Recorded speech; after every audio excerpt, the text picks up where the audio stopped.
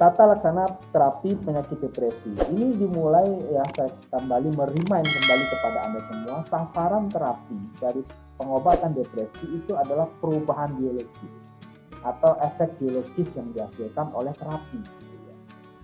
Dan yang paling menonjol, yang paling bisa dilihat oleh keluarga, yang dirasakan oleh pasien, yang dilihat oleh dokter nantinya adalah perubahan mood.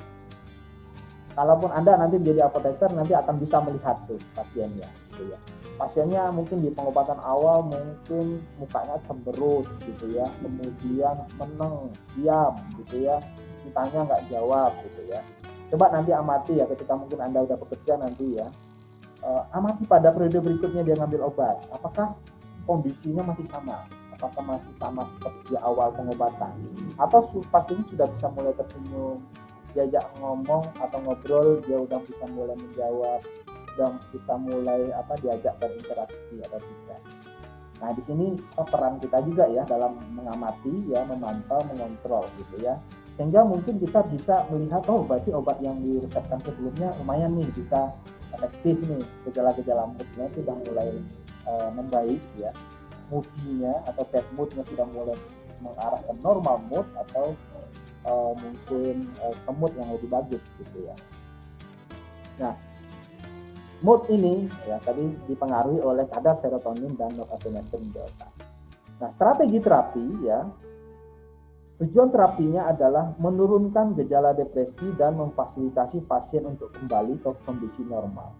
Gejala depresi mungkin bisa diatasi dengan pemberian obat, tetapi untuk mengembalikan ya pasien untuk ke kondisi normal dalam konteks kehidupan sosialnya, ya, aktivitas ekonominya, ya ini mungkin tidak bisa dengan obat saja gitu, tapi mungkin harus didukung oleh terapi-terapi lain. Dan yang paling penting di sini adalah keluarga bisa menjadi terapi yang baik ya, sangat baik untuk pasien. Nah, oleh karena itu dalam mengobati depresi ini pilihan terapinya banyak ya. Yang pertama adalah obat, yang kedua ada psikoterapi, kemudian ada terapi-terapi lainnya. Bahkan dalam panduan pengobatan sendiri, ya, pasien yang gejalanya masih dikelompokkan oleh dokter kategori ringan belum membutuhkan terapi obat. Terapi obat itu baru dimulai ketika itu mengalami depresi sedang sampai parah. Sementara itu, untuk pasien yang mengalami depresi ringan, terapi pilihannya adalah terapi psikologis. Nah, di sini ada terapi obat dan obat. Ada psikoterapi, kemudian pada keadaan yang parah lah ya, atau sebagai jalan terakhir ada terapi nirfarmakologi atau non farmakologi yang kita sebut dengan elektrokonvulsif terapi. Nanti saya akan jelaskan sedikit. Nah, terapi nirobat ya. Nah, ada psikoterapi yang namanya interpersonal and cognitive behavioral therapy. Ya, ini tentu saja ahlinya adalah psikolog atau psikiater. Ya. Nah, ada dua macam terapi yang dapat dilakukan. Yang pertama adalah terapi interpersonal yang hanya akan berfokus pada meluruskan ya pikiran-pikiran negatif. Ya. Berfokus pada konteks sosial, depresi dan hubungan pasien dengan orang lain. Jadi memperbaiki hubungan pasien dengan orang-orang yang ada di sekitar. Tentu saja ini dimulai dengan mengajak pasien bicara, kemudian mendengarkan apa yang disampaikan oleh pasien. Ya. Kemudian ada yang kedua terapi kognitif behavioral, berfokus pada mengoreksi pikiran negatif, perasaan bersalah yang tidak rasional dan rasa pesimis pasien. Ya. Saya nggak akan bisa menjelaskan ini lebih banyak karena memang bukan bidang saya, tetapi saya akan menyampaikan bahwa hasil sebuah studi ya dari tahun 95 ya, sudah sangat lama ya, bahwa kesimpulan dari hasil studi tersebut menyampaikan bahwa intervensi psikoterapi sama efektifnya dengan antidepresan dan bahkan tidak ada efek samping, dan waktu itu dia mengatakan murah, nggak tahu sekarang apakah masih murah ya, dan merupakan first line terapi untuk pasien dengan penyakit depresi ringan. Nah, kemudian jenis terapi non farmakologi yang kedua adalah yang bernama electrocompositive terapi atau yang disingkat dengan ICT ya. Ini dia mengatakan aman dan efektif namun masih kontroversial ya. Nah, terapi ICT ini adalah terapi terakhir ya. Jika pengobatan dengan metode lain atau metode lain, terapi dengan obat atau terapi itu udah nggak efektif ya. Pasien semakin menunjukkan gejala yang sangat parah dan tidak efektif ya. Nah, karena dalam hal ini pada ICT ini pasien itu akan dihubungkan pada sebuah alat yang secara sederhana itu merupakan aliran listrik voltase ringan. Jadi seperti disetrum. Bahkan sebelum melakukan terapi ini pasien harus mendapatkan obat-obat tertentu supaya tidak terjadi gagal jantung, tidak terjadi aritmia jantung, karena orang disetrum itu kan nanti pengaruhnya ke sistem kardiovaskular gitu ya. Nah, pasien akan diletakkan pada sebuah meja, kemudian dihubungkan dengan sebuah penghubung arus ya di kepalanya, dan nanti pada alatnya akan dihidupkan ya, dan alat tersebut dialirkan listrik yang nanti akan menyetrum kepala pasien. Pada voltase yang tepat dan durasi terapi yang diberikan itu pas gitu, ini bisa mengembalikan atau merangsang atau memicu terjadinya pengeluaran serotonin, norepinefrin dalam jumlah yang. Tetapi apabila durasinya terlalu lama atau tidak pas, timingnya nggak pas, ini justru mengakibatkan efek bawaan atau yang kita sebut dengan adverse effect. Jika salah dosis ya kalau di obat ya. Kalau salah dosis di obat gitu, kalau di sini kelamaan gitu ya, atau mungkin voltase listriknya ketinggian gitu atau terlalu tinggi gitu, ini bisa berdampak pada disfungsi kognitif dan disfungsi kardiovaskular. Disfungsi kognitif di sini maksudnya itu adalah merusak bagian otak-otak tertentu sehingga pasien bukannya sembuh tapi malah tambah rusak otaknya. Gitu ya. Kemudian disfungsi kardiovaskular tadi resikonya adalah itu ya, adanya gangguan jantung, detak nadi yang terlalu cepat, bahkan bisa mengakibatkan gagal jantung. Sehingga untuk terapi ICT ini memang dilakukan oleh dokter spesialis yang telah berlatih dan betul-betul memahami kondisi pasien, serta mendapat persetujuan dari pasien ya, dengan menandatangani informed consent. Jadi sama seperti tindakan operasi ya, ini butuh persetujuan kedua belah pihak terlebih dahulu sebelum mengikuti terapi karena risikonya yang terlalu tinggi. Nah, ICT ini diindikasikan pada pasien yang mengalami depresi yang berat ya, dan diperlukan respon cepat. Treatment lain lebih besar risikonya daripada manfaatnya. Respon terhadap obat jelek atau pasien tidak mengalami perbaikan setelah menjalani terapi dengan obat dalam jangka waktu yang lama, dan merupakan pilihan terakhir jika treatment lain tidak berhasil. Nah, itu adalah ICT. Nah, sekarang kita masuk pada prinsip umum terapi depresi dengan menggunakan obat. Pada penggunaan obat antidepresi ini sebenarnya ya, dari hasil penelitian, dokter di lapangan mengatakan bahwa sangat sulit diprediksi sebelumnya mana ya obat yang akan paling efektif untuk sebuah pasien. Artinya, obat yang efektif untuk pasien A, ketika obat itu diberikan pada pasien B, itu terkadang tidak memberikan hasil yang sama. Jadi gampangannya obat ini cocok-cocokan untuk pasien. Sehingga untuk obat yang diberikan pertama kali itu seringkali berbeda-beda untuk pasien dan tergantung selera dokternya juga sebenarnya. Kalau kita lihat konteks yang terjadi di lapangan. Tapi oleh karena itu ya, pilihan awal ini umumnya dilakukan secara empiris saja oleh dokter. Lebih banyak trial dan errornya. Jadi panduan itu hanya mengatakan bahwa untuk literatur terbaru menurut edisi 10 itu SSRI ini disarankan atau direkomendasikan untuk diberikan pertama kali. Pada literatur yang lama boleh SSRI, boleh TCA atau ATS ya, antidepresan trisiklik.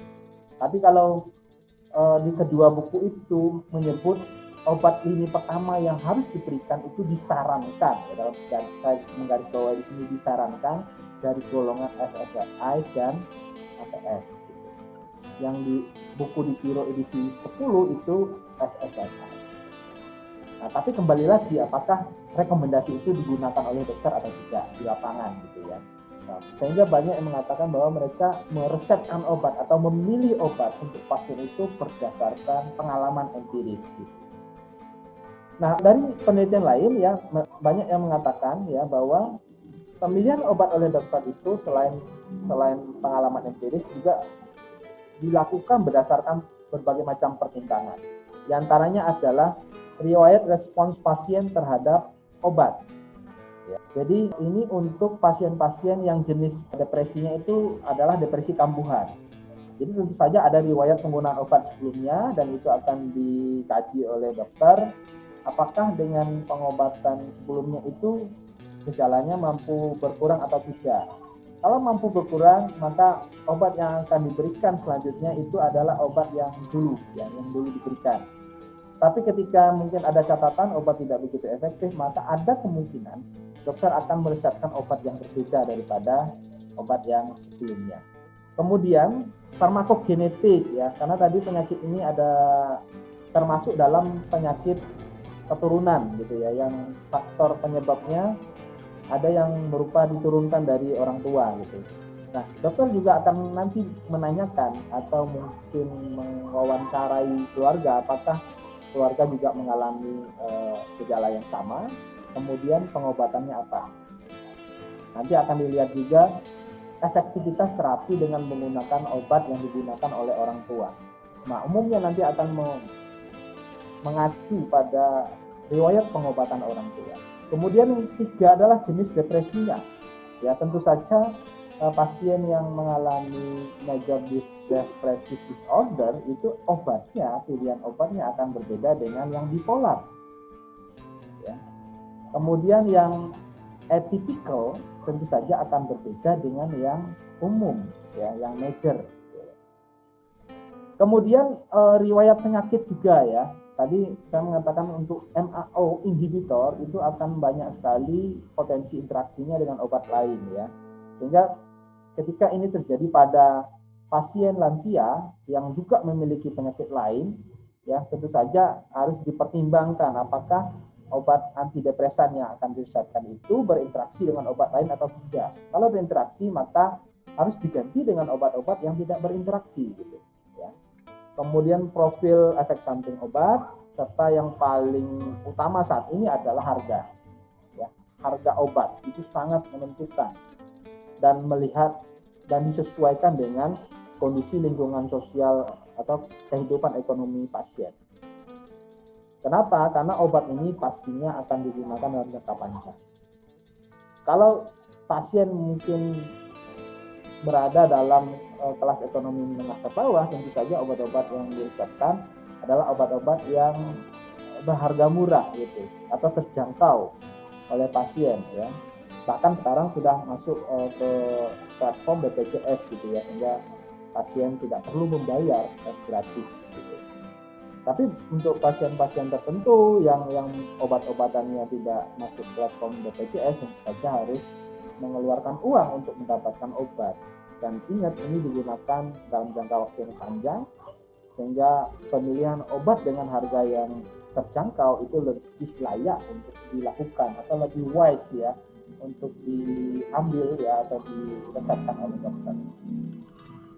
Nah, kemudian tata laksana terapi yang menurut buku di Piro edisi 10 ya, farmakoterapi pathophysiology approach, di sana tadi saya mengatakan bahwa obat lini pertamanya itu adalah SSRI ya. Nah, SSRI sendiri kan tadi banyak ya, ada fluoxetine, ada sulfoxamine, ada sertralin ya. Ini tergantung dari banyak faktor ya, mana yang mau diresepkan ya. Ini khusus untuk dokter ya. Ini adalah ranahnya dokter. Nah, tentu saja macam-macam faktor yang mempengaruhi ya dokter. Tapi ya terserah dokternya nanti mau meresepkan apa gitu ya. Tapi tentu saja saya yakin pembelian suatu obat oleh dokter itu sudah berdasarkan banyak pertimbangan ya. Kemudian setelah pasien menjalani pengobatan dalam periode waktu tertentu, katakanlah 2 bulan, 3 bulan, maka hasilnya harus dievaluasi oleh dokter. Dan apoteker di sini mungkin juga bisa terlibat di dalam memberikan data ya pada dokter untuk mengevaluasi pengobatan. Karena tentu saja pengobatan yang diberikan itu ya itu tentu saja harus bertujuan untuk mencapai tujuan terapi yang diinginkan. Ya. Nah, hasil dari evaluasi entah itu dilakukan oleh dokter atau bekerja secara bersama-sama dengan tenaga kesehatan lain ada 3. Yang pertama, response or remission. Ini artinya pengobatan di sini itu memberikan respon yang baik, tujuan terapi tercapai, gejala pasien itu tidak banyak yang hilang, sehingga tidak lanjut yang perlu disampaikan kepada dokter atau diambil ya oleh dokter adalah maintain for at least 4 to 9 months. Jadi pengobatan tetap dilanjutkan sampai 9 bulan ke depan, antara 4 sampai 9 bulan ke depan ya. Dan jika diperlukan untuk 1 tahun sampai 3 tahun ke depan ya untuk terapi maintenance ya. Jadi walaupun pasien telah tidak menunjukkan gejala, maka pengobatan tetap harus dilakukan dalam jangka waktu yang cukup lama.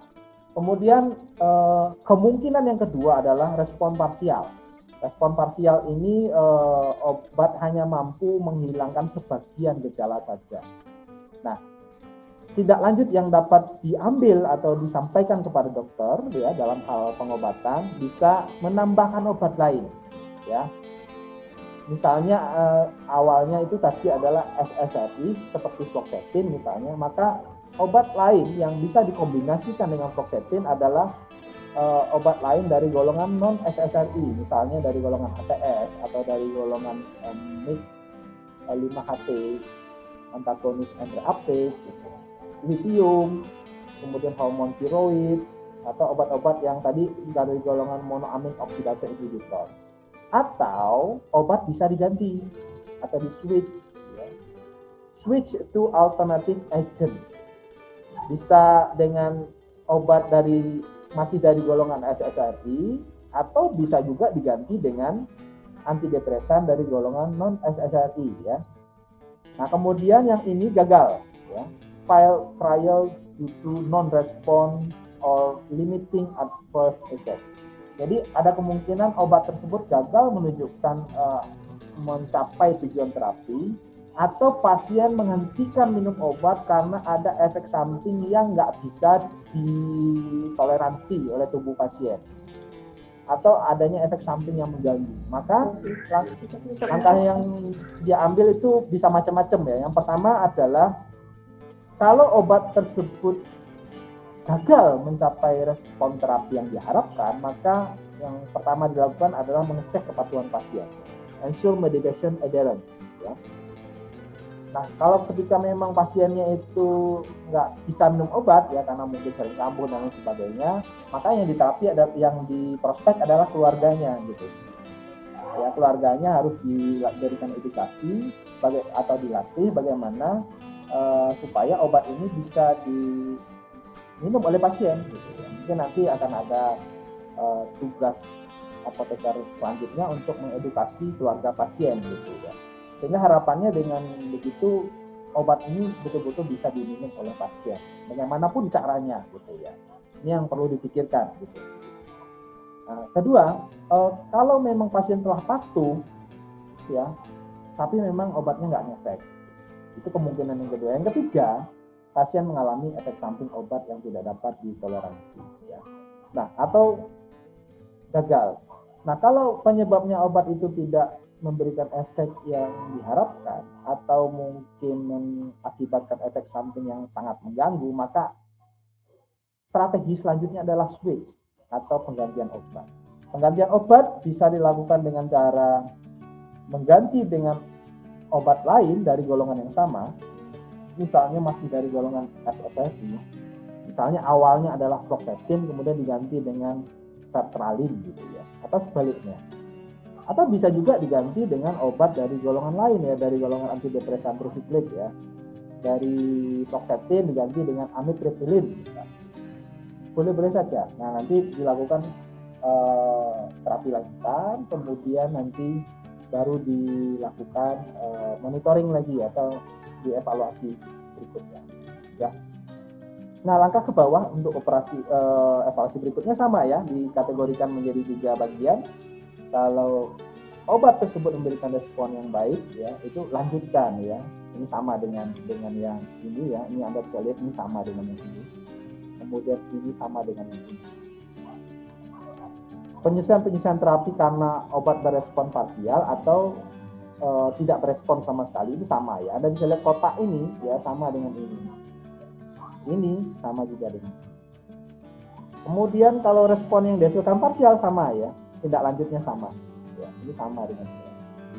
Ya, begitu terus ya sampai nanti didapatkan obat yang paling cocok untuk pasien tersebut, entah itu dengan pengobatan tunggal atau pengobatan kombinasi. Ya, jadi kalau boleh saya bilang di sini lebih banyak dokter memang bereksperimen dengan try dan error-nya pada masing-masing pasien.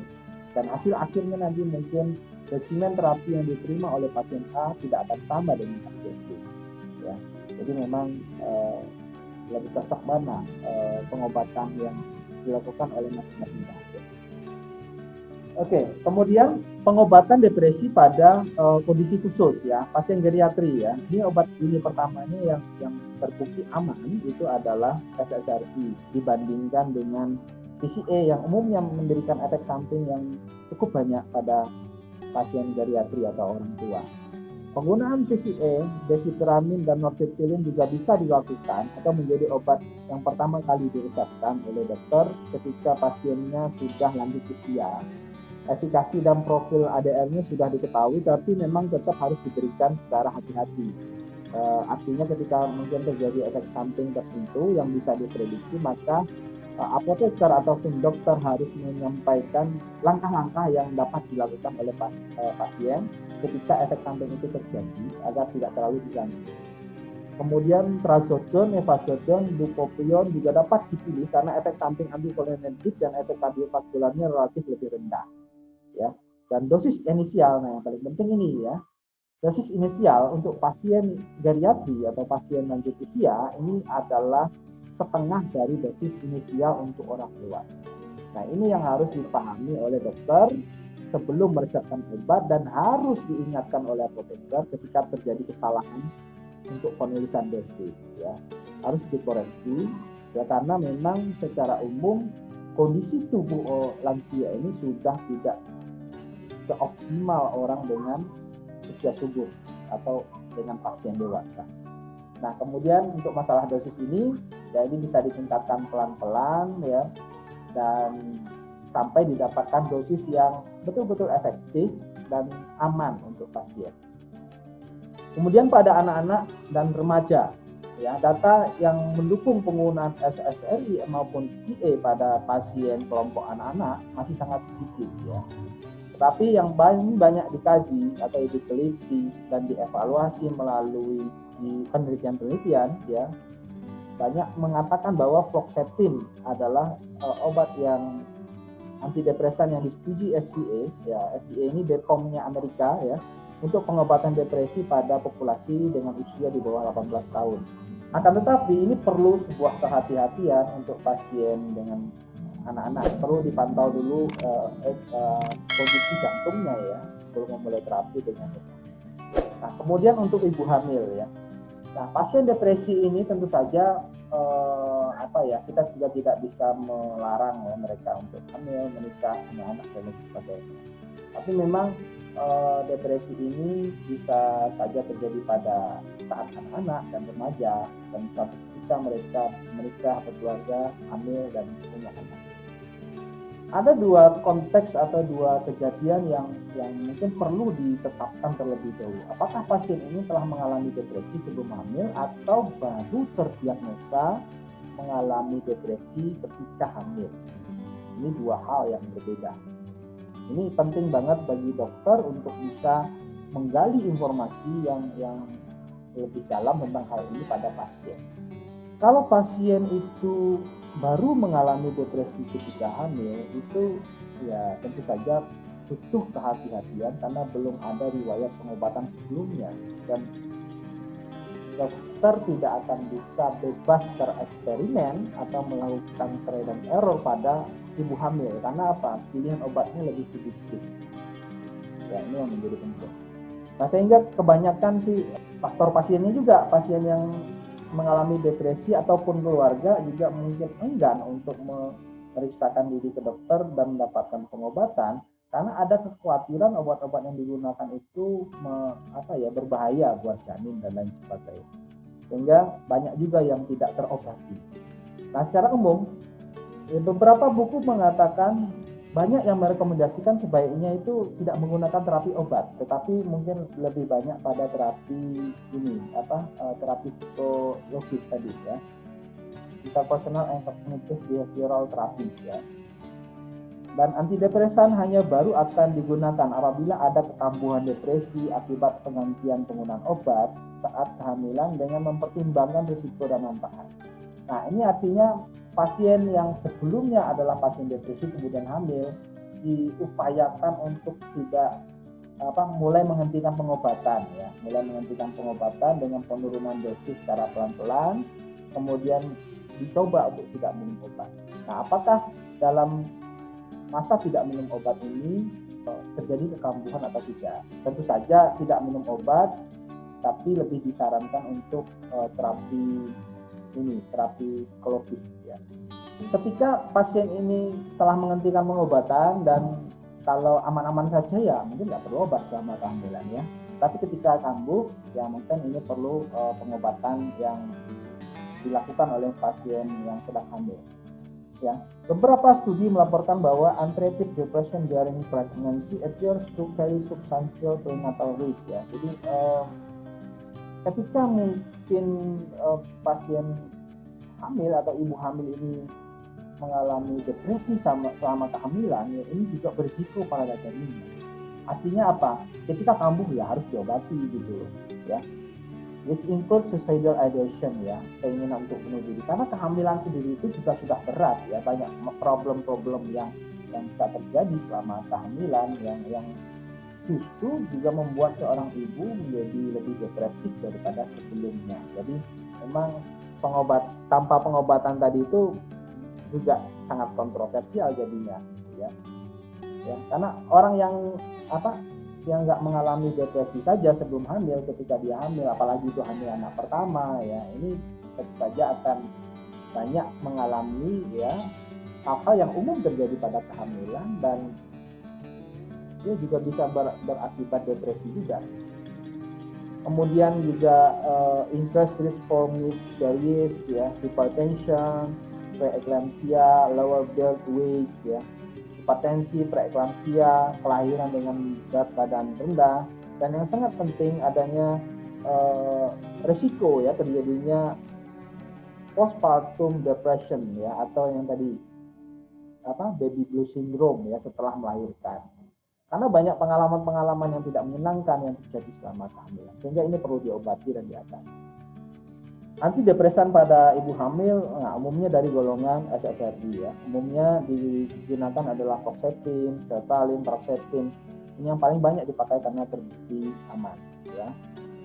Nanti bisa Anda lihat kategori risiko keamanannya pada penanganan ibu hamil ya. Kemudian switching ya, tadi saya mengatakan switching ya, jika respon terapi tidak tercapai dalam waktu 6-8 minggu, maka dapat diganti dengan antidepresan lain dengan golongan yang sama. Jika belum berhasil, dapat diganti dengan antidepresan dari golongan lain. Nah, ada hasil penelitian dari jurnal Clinical Psychiatry tahun 97 mengatakan bahwa 50% pasien yang gagal terhadap sertraline adalah SSRI ya, memberikan respon yang baik terhadap fluoxetine. Fluoxetine ini juga SSRI. Kemudian yang dari Arch Journal Psychiatry tahun 2002 mengatakan bahwa diperoleh manfaat yang positif untuk mengganti switch obat dari SSRI ke TCA atau sebaliknya pada pasien yang mengalami depresi kronis dan resisten terhadap antidepresan lainnya. Misalnya switching antara sertraline dan imipramine. Nah, nanti Anda bisa browsing ya, judulnya ada di slide ini Ya, nanti Anda bisa baca ini hasil penelitiannya lebih lengkap. Ya. Ini adalah fluoxetine treatment of patient with major depressive disorder who fail initial treatment with sertraline. Ya. Kemudian yang kedua ada double blind split study of imipramine or sertraline treatment of antidepressant resistant chronic depression. Jadi ini adalah penggantian imipramine ya, ke sertraline. Ya. Imipramine dari golongan ATS atau TCE, sertraline adalah golongan SSRI. Ya, penambahan dan kombinasi. Nah, untuk respon parsial tadi sudah banyak saya jelaskan ya, ini saya lewatkan saja. Dan ini kombinasi dengan psikoterapi ya. Jadi pengobatan ataupun terapi ya untuk terapi depresi ini sifatnya itu dilakukan secara bersama-sama atau paralel ya. Jadi tidak sendiri-sendiri. Nah, memang pasien harus menjalani dua jenis terapi minimal ya, terapi dengan obat dan terapi dengan terapi psikologis gitu. Terutama untuk pasien yang depresi sedang sampai berat. Jadi nggak cukup hanya obat saja, tapi juga harus diterapi dengan terapi psikologis. Nah, ini sebuah penelitian menunjukkan bahwa pasien yang mendapat terapi dengan mefazodone atau seroxone plus suatu bentuk short term psikoterapi yang disebut dengan cognitive behavioral analysis system of psychotherapy memberikan hasil terapi yang lebih baik ya, atau lebih signifikan ya dibandingkan dengan yang mendapat terapi obat saja atau seroxone saja dan CBAST saja. Jadi ini adalah bukti yang mengatakan bahwa pasien yang menjalani terapi dengan dua jenis terapi hasilnya akan lebih baik daripada yang menggunakan satu jenis terapi saja. Nah, kemudian ini Anda bisa baca, ini adalah papernya, nanti bisa baca di sini ya, silakan aja kopasin aja atau diketikin aja judulnya di PubMed ya, nanti kamu sendiri ya. Kemudian mencegah kekambuhan ya. Ya. Di sini penggunaan antidepresan secara berkelanjutan akan mengurangi kekambuhan sebesar 70%. Dan inilah tadi yang mendasari mengapa walaupun gejala telah hilang perlu dilanjutkan 4-9 bulan berikutnya, dan jika masih aman ya tidak muncul kekambuhan bisa dilanjutkan 1-3 tahun berikutnya. Karena risiko kambuh itu pasti lebih berkurang ya. Dan bahkan American Psychiatric Association menyarankan untuk terapi lanjutan selama 4-5 bulan setelah hilangnya gejala. Dan ini bisa dibaca, ini bisa relapse prevention ya. Ini artinya pencegahan kekambuhan with antidepressant drug treatment in depressive disorder. Ini adalah sebuah review ya atau systematic review. Nah, kemudian kalau untuk yang di Indonesia sih saya menyarankannya pakai dipiro tadi ya. Untuk fase akut ya, untuk pengobatan awal ini selama 1,5 sampai 2 bulan ya, atau 6 sampai 8 minggu pada dosis terapi penuh. Kemudian fase lanjutannya 4 sampai 9 bulan dengan dosis penuh ya, dan fase pemeliharaan. Nah, fase pemeliharaan ini ada 3. Untuk pasien dengan riwayat 3 atau lebih episode depresi atau pernah mengalami kekambuhan minimal 2 kali, terapi pemeliharaan penuh sebaiknya dilakukan sampai 2 tahun berikutnya. Untuk pasien dengan riwayat 2 atau sampai 5 lebih episode dalam 5 tahun terakhir, nah pelihara seumur hidup. Jadi kalau pasien itu pernah mengalami kekambuhan atau masuk rumah sakit 2 kali dalam 5 tahun terakhir, memang harus minum obat seumur hidup ya. Jadi rekomendasinya itu. Ya. Evaluasi atau outcome terapi ini baik dilakukan oleh dokter ataupun apoteker, tentu saja harus ada parameter-parameter yang dievaluasi atau dipantau. Yang pertama adalah hilangnya gejala depresi. Ini bisa dilihat oleh siapa saja, termasuk keluarga. Keluarga pun juga bisa ikut memantau perkembangan terapi pasien ya, karena mereka yang lebih berhadapan dengan pasien sehari-hari. Yaitu hilangnya gejala depresi, perbaikan fungsi sosial dan okupasional. Ya. Kemudian efek samping obat ya, seperti efek sedasi, efek antikolinergik, disfungsi seksual yang mungkin juga akan menyebabkan memperparah gejala depresi ya. Jadi depresi juga bisa disebabkan karena efek samping obat yang mungkin sangat mengganggu. Nah, pasien di atas 40 tahun sebaiknya ada pemeriksaan EKG untuk memantau fungsi kardiovaskular pasien, ya, baik itu sebelum memulai terapi ataupun setelah menjalani terapi ya untuk periode waktu tertentu ya. Dilihat apakah penggunaan obat itu mengakibatkan munculnya gangguan-gangguan kardiovaskular atau tidak. Kemudian pantau apakah masih ada ide untuk bunuh diri atau tidak, atau sudah mulai nggak kepikiran untuk bunuh diri lagi, karena ini juga menjadi suatu parameter yang penting untuk menilai keberhasilan terapi atau minimal untuk menghindari kematian pada pasien. Ya. Jika pasien mendapatkan misalnya vaksin atau TCE yang diberikan bersama antihipertensi yang memblok saraf adrenergik, misalnya dengan beta blocker, maka harus dipantau tekanan darah. Oke, mungkin itu materi dari saya. Terima kasih. Kalau ada pertanyaan, saya persilahkan. Kalau seandainya tidak ada, kita cukupkan sampai di sini. Apakah ada pertanyaan? Izin bertanya, Pak. Ya, silakan.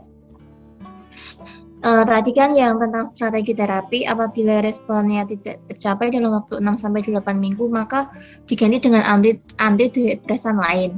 Salah satu faktor kenapa respon terapi itu tidak tercapai, apakah ada keterlibatan dari toleransi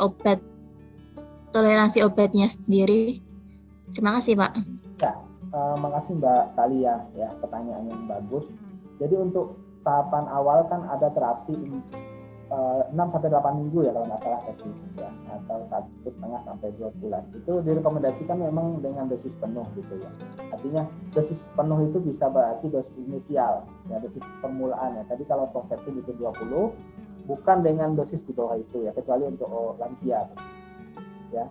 Ketika memang hasil terapinya itu tidak tercapai, banyak faktor yang menyebabkan sebenarnya. Bisa karena pasiennya obatnya tidak berhasil diminum oleh pasien ya, artinya kepatuhan pasien kurang ya, atau memang kegagalan obat itu sendiri ya, dalam menyembuhkan atau menurunkan gejala gitu. Kalau untuk toleransi untuk obat dari golongan SSRI, saya rasa tidak ya, karena yang biasanya mengalami efek toleransi itu ketika target aksinya adalah reseptor. Sementara SSRI ini kalau saya lihat target aksinya sebenarnya protein transport, protein carrier dalam reuptake serotonin ya. Jadi dia menduduki protein carrier ini ya, sehingga proses reuptake tidak terjadi. Jadi kalau pertanyaannya tadi adalah apakah mungkin disebabkan karena toleransi, saya rasa tidak. Ya, obat itu memang gagal aja gitu dalam memberikan respon terapi. Jadi tidak bisa juga kita jelaskan berdasarkan mekanisme toleransi obat. Gitu ya Mbak Talia ya. Baik Pak, terima kasih. Ada lagi yang ingin ditanyakan? Kalau tidak ada, saya rasa kita cukupkan sampai di sini ya, karena ini harus bergeser ke room yang lain.